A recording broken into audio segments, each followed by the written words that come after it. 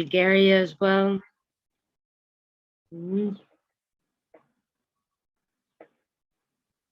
Also, airport of Madrid, Bulgaria.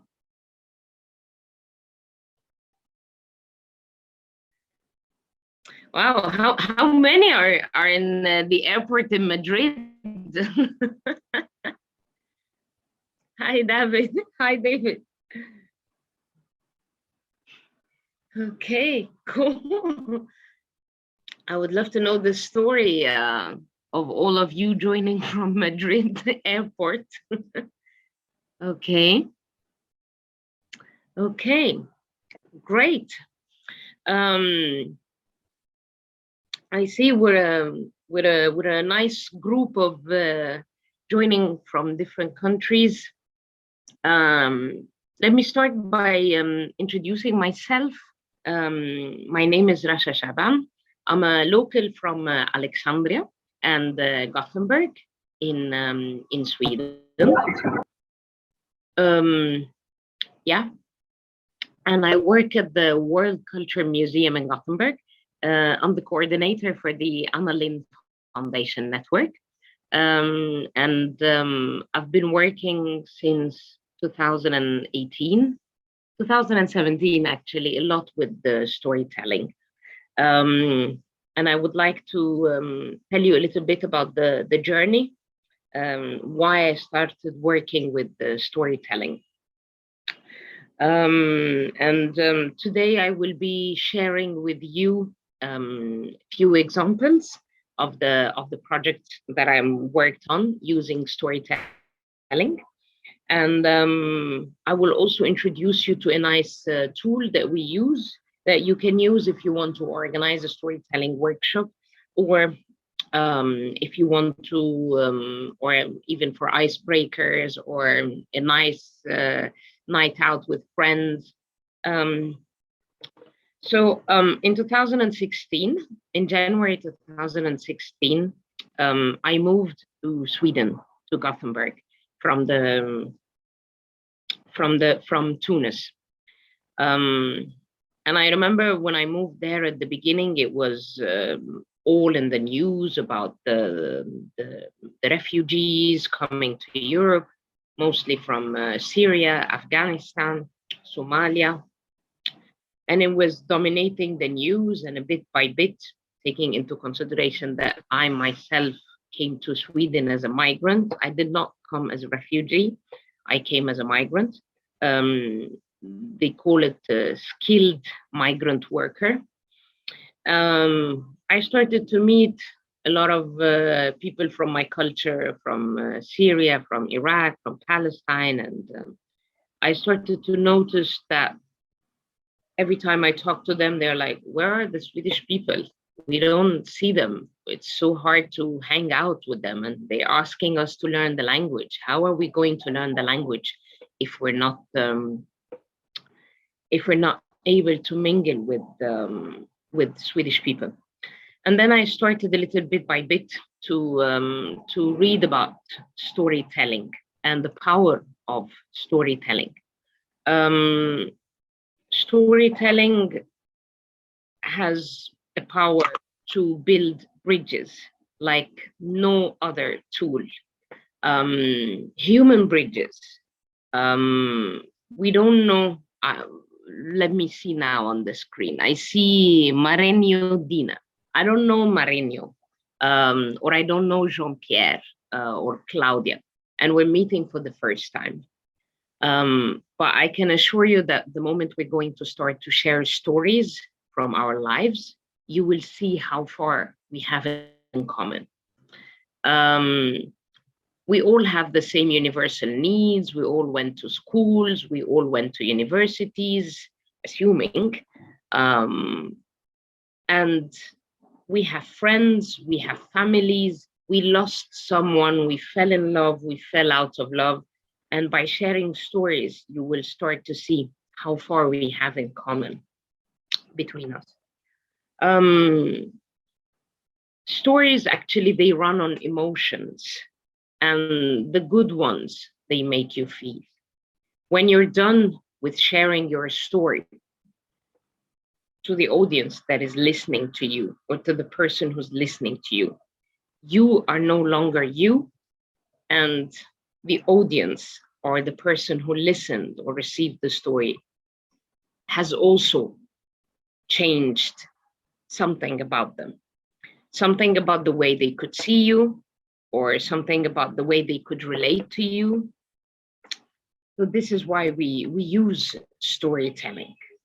Um, Storytelling, I mean, there are a lot of well-known writers and authors who talk about storytelling and the power of stories. And one of them is a Nigerian author. Her name is Chimamanda Adichie.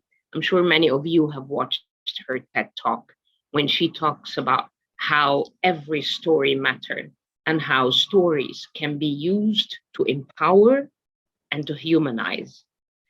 Um, um, right now in Europe, we are facing the big conflict with Putin's war on Ukraine, and a big influx of refugees or Ukrainians trying to find refuge from this barbaric war led by Putin. For us, we're watching the news. We're following, we're getting notifications on our phone. The war is there. It means something to us, but for many of us still, they are unable to touch it or to feel the real impact it has had on the people, on the Ukrainian people. This is when it's really important to not only provide first aid or housing or like shelter to refugees coming. It's also really important to show that you're interested in their story, that you want to know their story. What happened? How come you ended up here? And how was your journey? And storytelling has been used as a clear form. It's how do you say, like it's a big tool for active citizenship, because when you stand out there and share your story with the aim of healing yourself and maybe healing someone else through your story, then you have practiced active citizenship. Storytelling is also a form of democracy. Not everyone in the world can share their story for fear of safety for themselves or their beloved ones. So sharing your story requires you to feel safe. And this is why we say in democratic societies, you hear more stories. People dare more to share their story because they feel safe.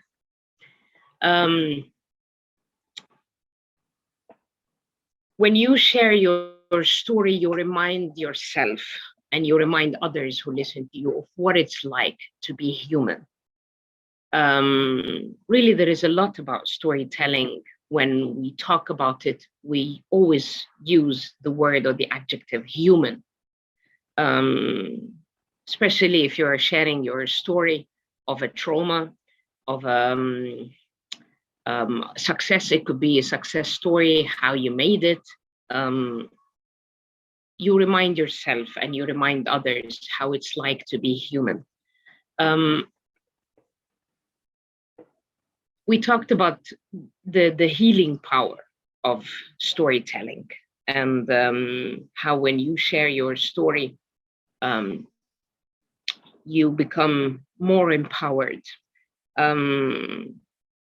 This might sound a little bit personal, but I've been seeing a therapist now for nearly 10 months. And it's all about sharing my story, and my story about my trauma in my childhood. And it's not easy. It's not easy. You would just think, it's a story you can just share. It's not easy because there is a lot of shame involved, how we overcome our sense of shame, and how we also overcome this feeling of vulnerability, because you feel you're vulnerable when you share your story. And this is why safety is really, really important. I don't know if you know this, but there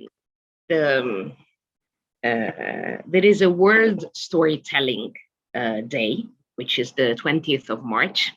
And it actually started in Sweden in the 1990s. And now it became a World Storytelling Day, where it is celebrated with festivals and storytelling sessions. And every year they choose a theme for the storytelling day. And this year, the theme is lost and found. So sharing stories about something that was lost, something that was found, or the person that was lost, the person that was found.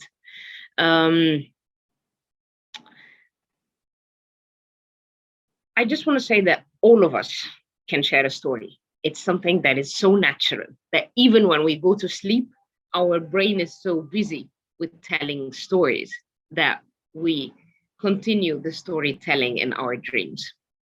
But there is, of course, the art of telling a story, and there are professional storytellers. I would like to maybe share my PowerPoint with you, just to do you mind, Kostadinka, to make me a co-host? So as I said, the 2022 World Storytelling Day theme is lost and found. So maybe you can share stories after we finish with your friends or families about something that was lost or found. Kostadinka, I don't know if you can hear me, or David, someone. Can you make me a co-host? Because I'm trying to share my presentation. Thank you. In the meantime, I can continue until I become a co-host. So storytelling, as I said, the stories, they come naturally. Anybody can tell a story, but the art of storytelling, you have the important 3 P's. And these 3 P's, they are, okay, it's you have place, you have person, and you have a problem. It's super important to, when you're sharing your story, super important that you say where it happened and when, because this will make people try to build an image. When you say in a park, okay, I'm going to try to relate to you to a park that I know. When, if you're going to say it happened Christmas Eve, then you kind of imagine what it is like on Christmas Eve, or on New Year's Day, or a Midsummer Day. So it's really important that you mention place. It's really important to mention the people. Who is the main persona of your story? Is it a story about you? Is it a story about a friend? Who is or who are your main characters? And the last thing is the problem. So if we're talking about the problem of war now in Ukraine, or if we're talking about something that we lost, or if we're talking about or if we're talking about, I don't know, it could be a childhood memory. It doesn't have to be a problem per se, but the main plot of your story. In every story, you have 3 main three main characters, or three main, how do you say? You have the storyteller, you have the audience, and you have the story itself. So when you think of your story, I'm talking now about those also who would like to make stories on social media, or just share stories in a professional context. When you're telling a story, it's really important to think of the following. As we said before, you need to think of the place, the time, colors. What kind of colors are there? What kind of smell there was? It's really important to build a connection with the person who's listening, or the ones who are listening to your story. The best and the most successful stories are the ones that are built on feelings. It's really important to share how you were feeling at this moment, or how it felt for you to overcome this, or to experience that, or to remember this. It's important also to take pauses when you are, or a break when you are sharing your story. You don't just like tell your story as if you're reading out a text. Your tone and volume is really important. People could hear you, and don't struggle to hear what you are saying. And one really important element also when you are sharing the story is language. And I think some of you might have already watched this TED Talk, how the language we speak shape the way we think. I'm still struggling to become a host or a co-host. I don't know, Kostadinka, if this is possible, because I would like to share a few things, and if it's not working, then we don't hear you.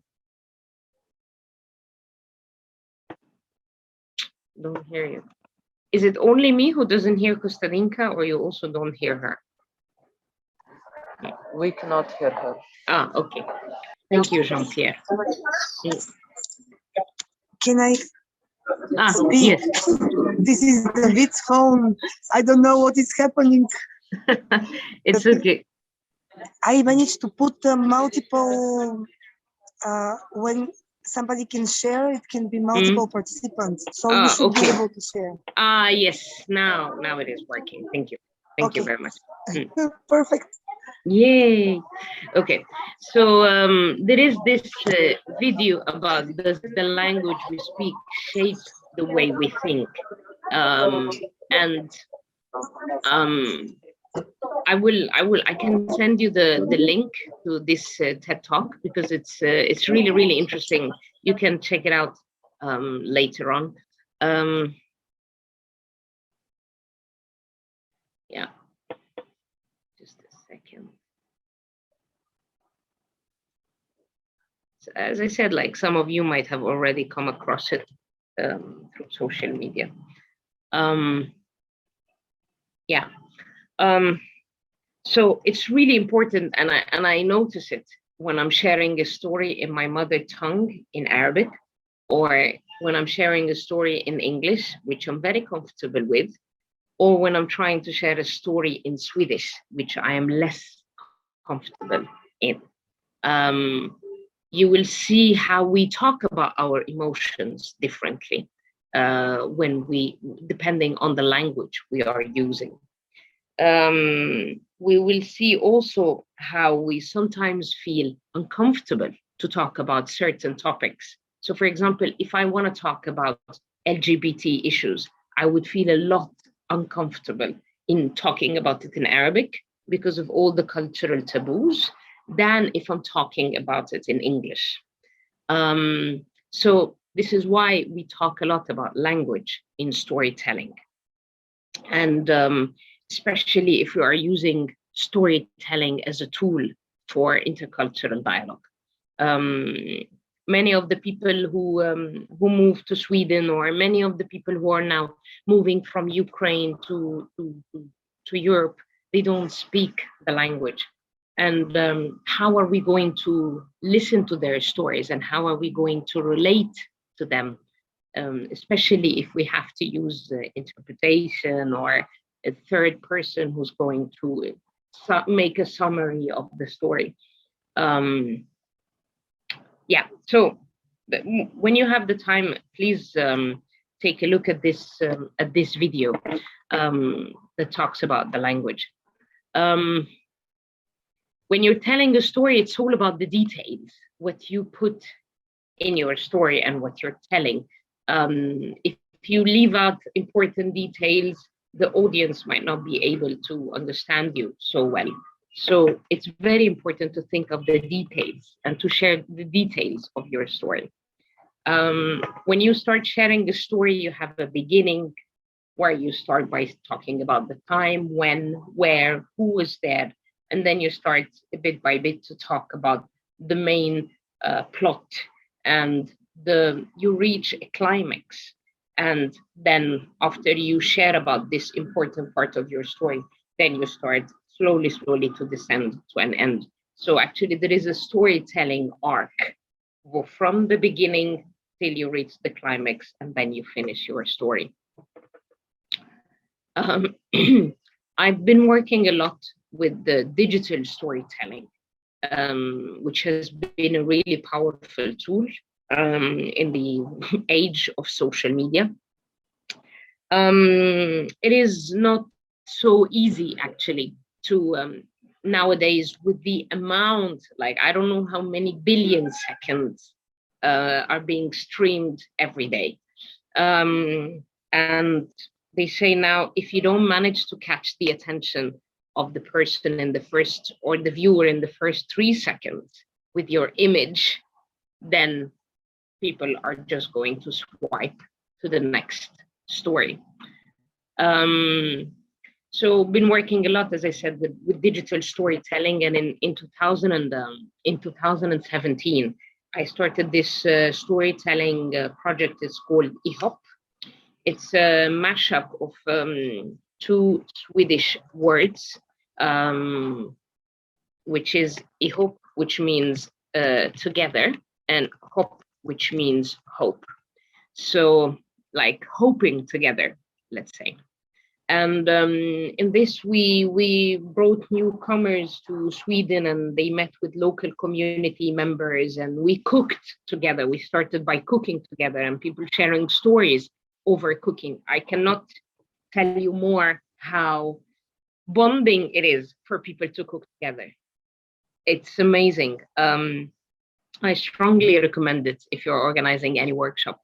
And then they started to learn how to even film a little bit, and they started to learn how to do editing. And we had really very, very short stories where they talked about hope and togetherness.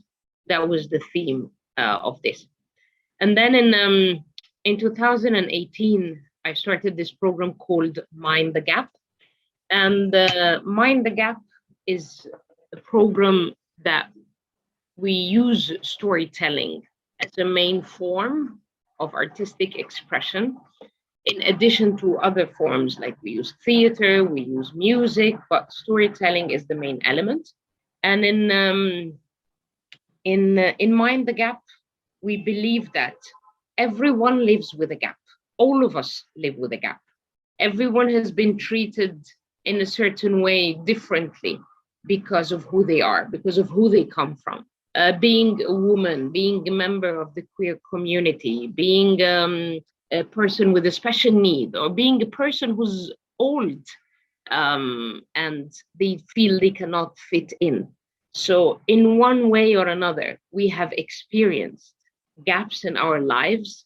COVID has created a big gap in our life, and a big social gap, like when our we can no longer meet our grandparents or our older parents, and just because or we lost our jobs, or we're unable to travel because we have to sit at home because of the pandemic. So I believe that everyone lives with a gap, and we believe in the magic power of storytelling, and we believe in the right of every person to share their story.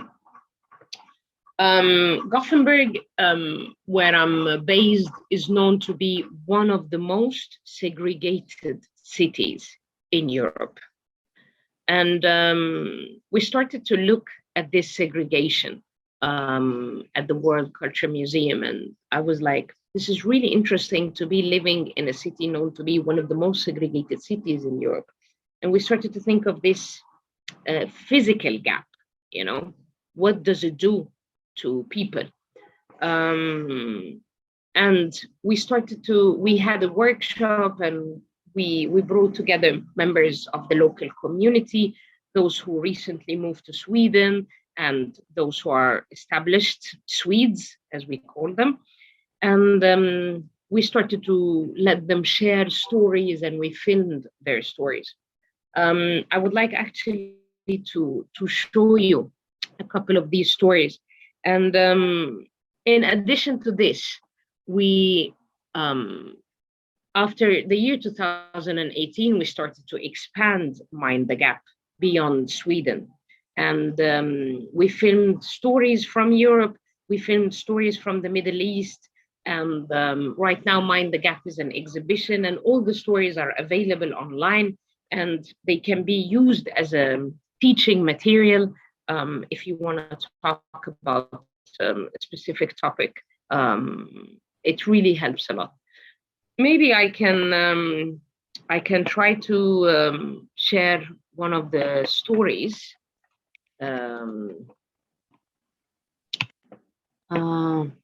Yeah, just a second. I will try to.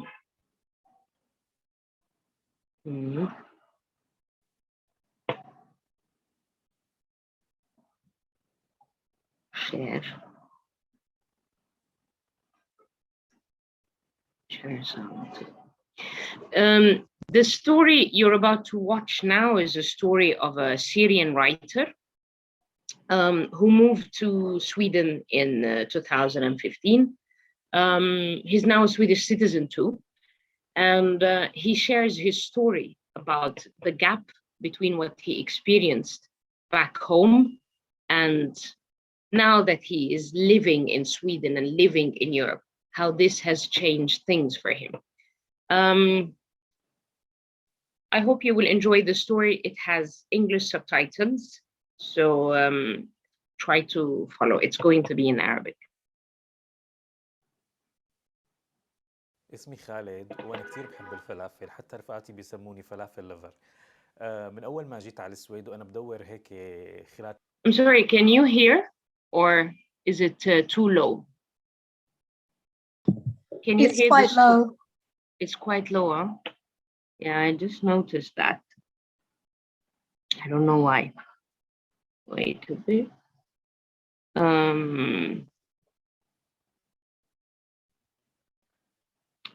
Okay. Okay, let me try another story. Let me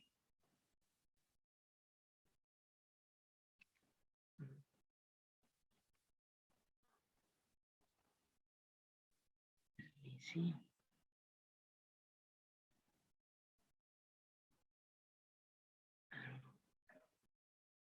I'm sorry, it's technology working against us.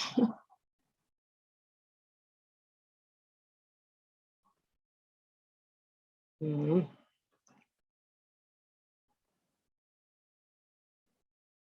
has been okay. Let me try with another story. Sorry, this is taking. Yeah. Okay. Well, the story I'm about to share with you now. the story I'm about to share with you now is a story of Swedish singer, and she talks about the identity gap that she experienced. I hope this one will be loud enough for you.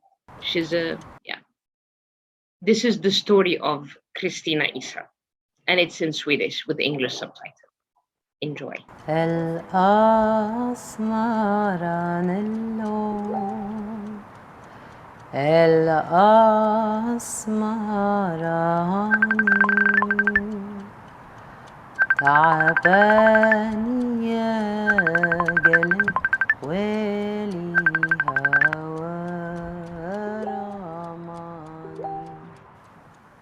Det största mellanrummet i mitt liv har ju varit att liksom försöka fylla något som andra vill ta ifrån mig.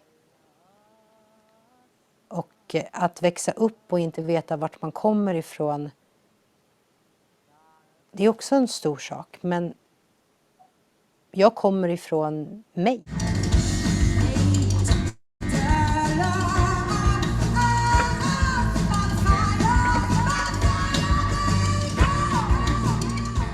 Jag växte liksom upp i väldigt svenskt samhälle med en familj som både försökte passa in.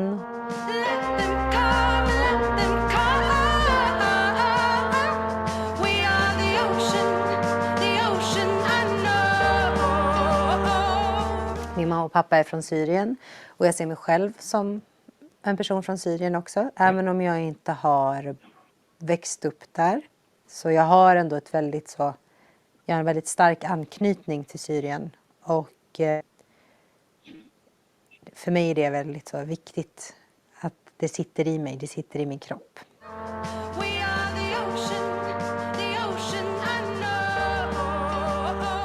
Min identitet blev att jag inte fattade varför accepteras inte jag. Och då började jag långsamt att tina bort och jag blev sjuk. Jag började att tysta mig själv. Jag började att känna att jag vill bara försvinna för nu finns det finns inte plats för mig här. Jag blev bara mer och mer ett spöke. Och ju mer jag blev ett spöke desto mer blev jag kanske accepterad. Och så till slut så stod jag där.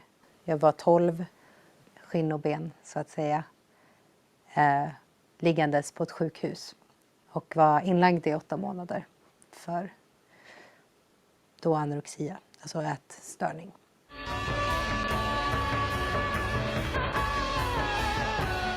Jag började få gå ner i musikrummet som de hade där nere. På det här sjukhuset så hade de en vikarie.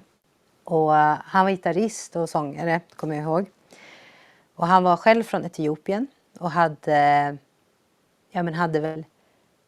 han gillade mig helt enkelt. Och han frågade mig om jag skulle vilja sjunga med honom. Till slut så övertalar han mig och säger, men kom igen, sjung någonting. Och mamma bara, som den arab hon är, snälla sjung I will always love you. Och jag bara, okej, det kan jag väl göra. Och jag börjar sjunga. Och han spelar och tittar på mig och jag sjunger och han spelar. Och så säger han lägger ifrån sig gitarren och han bara börjar gråta. Och jag stirrar på honom och bara, vem är han? Vad håller han på med? Liksom, varför gråter du? Och han bara gråter och gråter. Och så säger han till mig, han bara, vad gör du med ditt liv? Vad gör du här? Du ska inte vara sjuk. Du ska ut, du ska spela, du ska sjunga, du ska göra någonting som... Du ska vara inte instängd i de här lokalerna. Vad gör du här? Snälla lova mig att du blir frisk. Du ska höras, du ska vara ute liksom.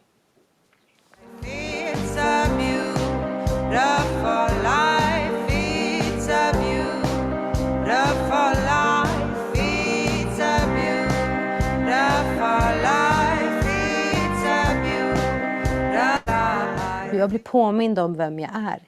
Jag är den här drivna människan. Den känslan av att jag kan, jag vågar, jag får synas. Jag får höras, jag får spela, jag får sjunga. För att det är min identitet. Jag kommer från min kreativitet, jag kommer ifrån mitt driv, jag kommer ifrån mig själv. Inte från... Ja, det är därför jag inte tror på att vi ska ha landsgränser. För jag tror att varje människa kan komma ifrån sig själv. Att varje människa, om den får växa som den är, kommer hitta något som den älskar och kunna komma därifrån.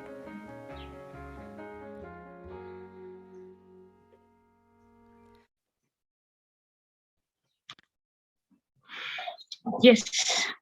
So this is the story of Christina. I know Christina now on a personal level after she shared her story with us. And Christina is a very successful musician in Sweden. As I said, watching her story and watching someone telling their story about a problem or a challenge or in a truthful way. She talked about how sharing her story was very healing for her, but also at the same time, it's healing to hear it for people who also experienced the same problem, the same upbringing. What is it like to grow up in a Swedish society from other parents who come from other cultures? So this is the story of Christina. There are other stories with the Mind the Gap that I would love to show you, but I also wanna take the time. Actually, I would love to hear from those of you who watch now the story, maybe in the chat. How did it make you feel? How do you feel? Maybe one word, 2 words, sentence in the chat, watching the story of Christina. You can also unmute yourself if you want and say something. That's also fine.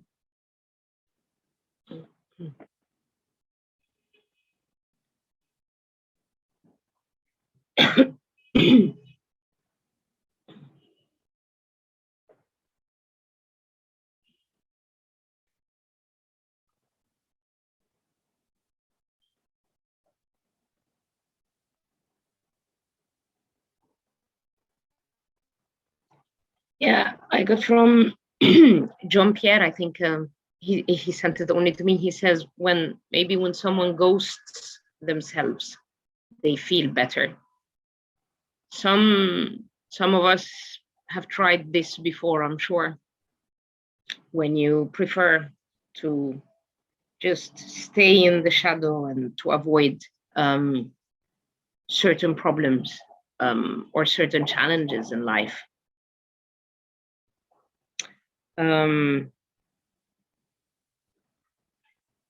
What do others think?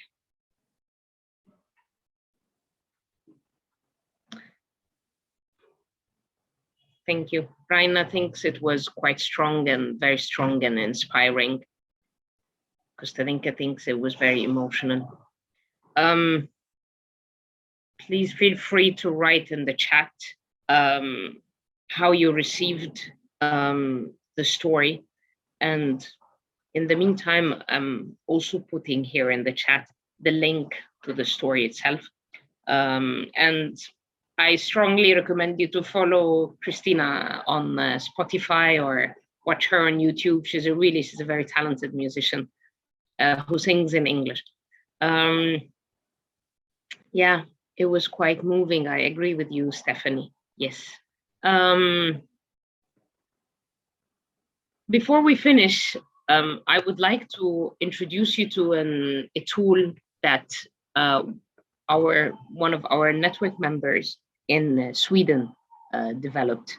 It's an award-winning, actually, innovation tool using storytelling cards, and it's called More Than One Story. This is how it looks like, and this is the domain morethanOnestory.org. It's a card game that is designed to build bridges between people of all ages, backgrounds, and cultures. There is the there is the paper version of it, and there is now this digital version of it. And at the Swedish network, we help them to translate the card game into many languages. You will see on the top right of the page, you will see the different languages that the game is available in. Yeah, so right now we're gonna choose the English one. Sorry. Yeah, and this is how you play it. If you want to play if you want to share your screen and play it, you press on play on the top left here, and then you tell a story about a surprise. So yeah, so this is an example of a story that you can tell. You go in a round and you share it, and then you press what could be the next question. Tell a story about a moment you were proud, you felt proud. These are so many stories that you can choose. Tell a story about a time when you were scared. Tell a story about an embarrassing moment. You can ask a question of your choice to another player. Tell about a compliment that you received. Tell about a time when something hurt, and so on and so forth. So this is for the game more than one story. I'm going to put it here in the chat so that you can use it when you are in an intercultural context and you want to use storytelling. There is also a possibility for you to order the cards online and buy them. And yeah, yes. Maybe, I don't know, maybe we can just take the last few minutes for some of you. Maybe we take one or two stories. I would like to get to know you better, and what better than storytelling to get to know you. Shall we choose the topic of lost and found? Something, tell a story about something that you lost or something that you found that has a meaning to you. I'm usually not like, sometimes I'm very democratic. I leave it up to people to raise hands and share stories. But if I don't see someone raising hands, I might just call out someone. And I see Link already is inviting someone on the stage, but Jean-Pierre, why don't we start with you? How about if you take 2 minutes, and Kostadinka, since you are the host, I don't know if you can pin Jean-Pierre to everyone so that we could see him. Yes. Can you hear me? Okay. Yeah, go ahead, Okay. Jean-Pierre. I would use my phone again. No, but Jean-Pierre, it's Okay. Jean-Pierre that has to speak. Wait, Okay. just I will mute myself. Yes. I'll mute. Go ahead, Jean-Pierre. Tell us My about. story is that I traveled almost almost the whole world in the few years of my life. I was born in London, raised up in South Africa. Then a few years later, I moved to Bulgaria, living in the capital. And again, 4-5 years later, I moved to the countryside and now currently living.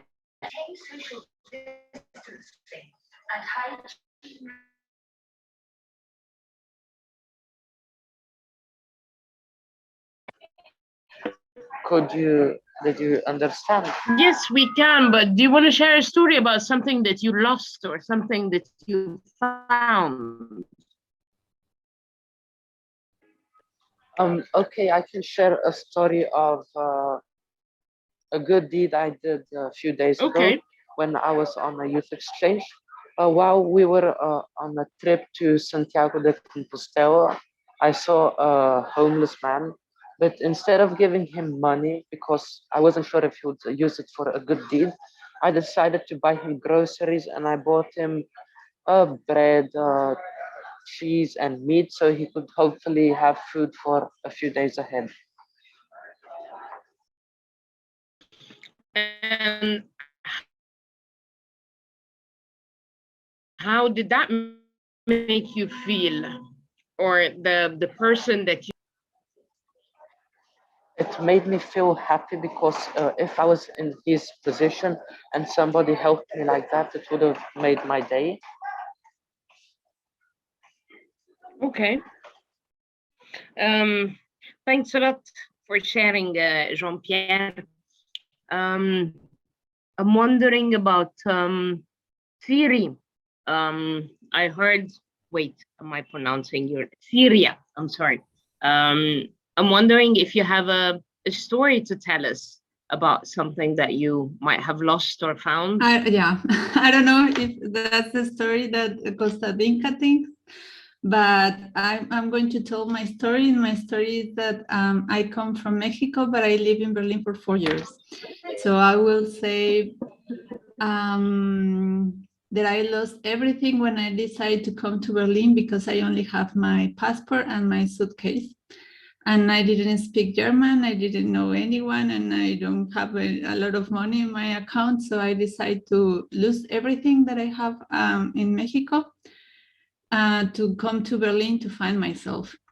And after 4 years to live here, I speak German, I find a job, a house, and yeah, and I meet with a lot of people, or I work with people not only that speak Spanish, only that speak English and German, and come from all over the place.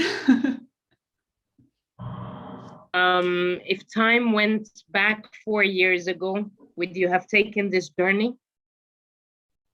Yeah. Yeah.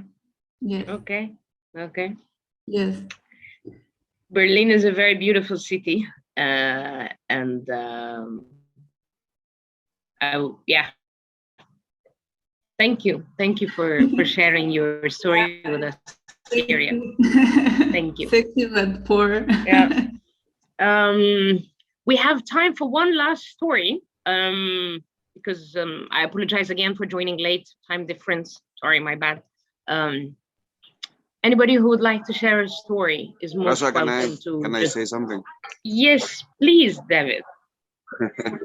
First of all, I'm really happy to see you again after almost 1 month that we have been together in Alexandria. Yes. And then just to share the story about some of the Ukrainian refugees that are coming to Raflok.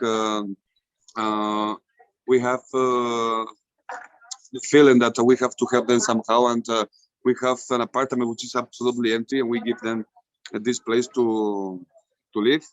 We are trying to organize also, because also to do our job, but we are trying to organize also few campaigns for them to get some clothes, and also to try to reach for them some food. Now there is a center in Bansko that they can go to take some things, but well, in our level, we don't want to make them too much visible of this need.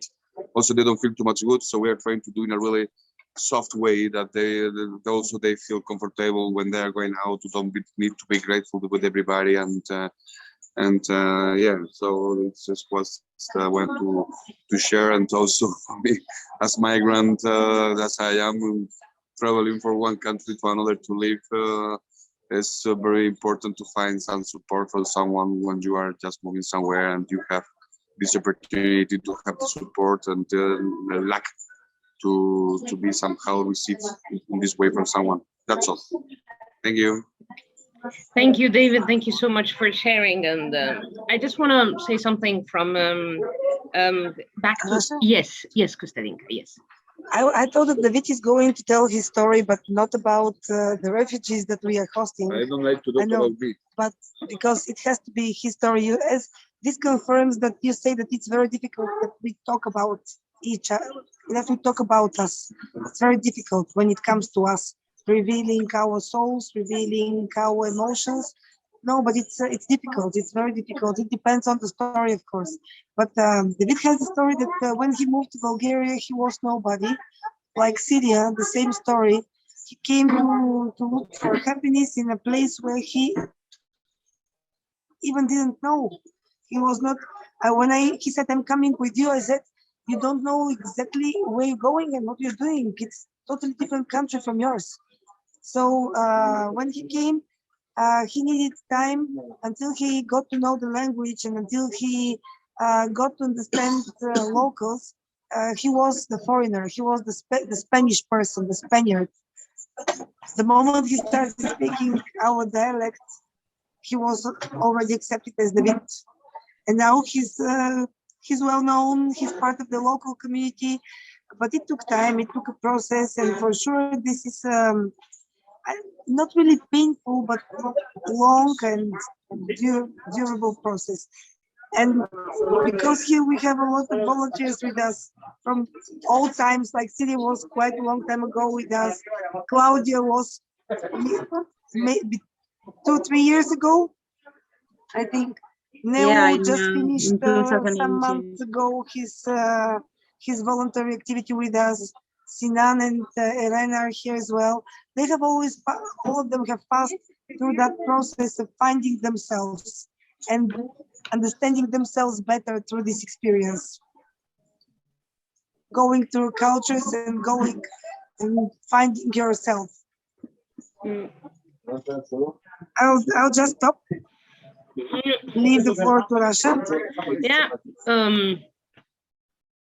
No, it's fine. I'm always happy when people share stories because that's how we get to know each other better, and we connect on a human level.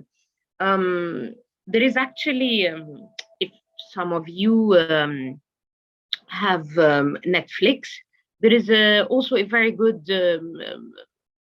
talk by an author called Brené Brown. And she talks about shame and vulnerability and sharing your story. So this is I recommend it to you. Vanessa, I know you need to leave. Thank you so much for being with us, and I want to thank everyone for being with us today. Yes, I will share it. I just put the link of Mind the Gap if you want to go and watch more stories. We have a lot of stories about gender gap. In the talking about gender gap in the Middle East and the problems that women face. Believe me, they're not just exclusive to women in the Middle East or the Arab world. They can be happening to women all over the world. I'm just trying to now. Just one last word. I would like to share that really when I invited you for this talk and you agreed, I was very grateful, because every time that I remember Mind the Gap videos, they are very inspiring. We saw today just one, but I recommend that everybody goes through the videos. And when somebody tells me about storytelling, the only thing that comes to mind is this digital narrative that you have created.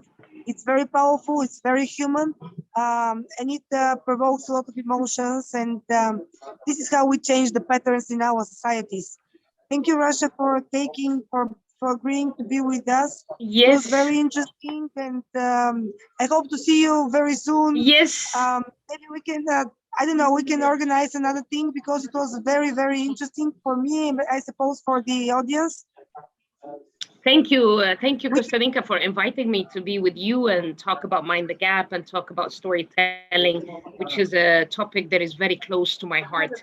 I just want to say, keep sharing your stories, and because, as I said, like, they are a very, very important tool, not just for building intercultural bridges, but also for helping you to heal and helping others to heal and be inspired. So thank you very much. And don't forget, morethanOnestory.org if you want to have it with friends in a workshop. Could be a good icebreaker, or also for storytelling, building bridges. Thank you so much. Enjoy the rest of your day, and thank you. Safe flight, everyone in Madrid airport. Take care. Bye, everyone. Bye-bye. Bye.